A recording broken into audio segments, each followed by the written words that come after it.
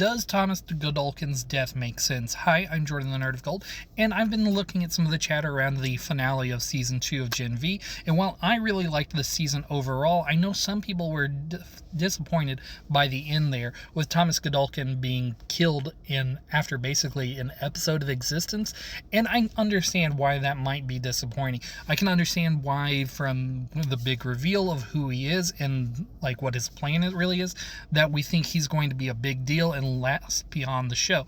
And I 100% understand that. But it also makes complete sense within the world of the boys, because the biggest, strongest people are often undone by their egos. Homelander's plans are often undone by his inability to think and be hard. He's just strong. He is as Stan Edgar said, a gaping void of narcissism and weakness. He's a weak man, and this was shown again with Godolkin. Godolkin may be smart, but his need to feel and be on this ego power trip was his undoing, because he didn't stick with the plan. He wanted to feel powerful, and that is where he was undone, because his need to feel something after so many years of being stuck in a body that he couldn't really feel anything in, he let his ego get in front of his plans, and that was ultimately his undoing. And I feel like that makes complete sense. And the moment they showed when he was exerting himself that it was physically affecting him in a cancerous kind of way,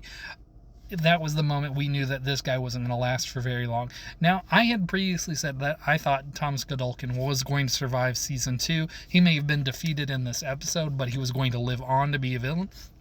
Clearly, that was not the case, and I'm okay with that. Thomas Godolkin he is another mirror image, and like the father, like the son, a disappointing line of people trying to be powerful and failing to actually understand what power is. They only understand what physical power that threatens people is.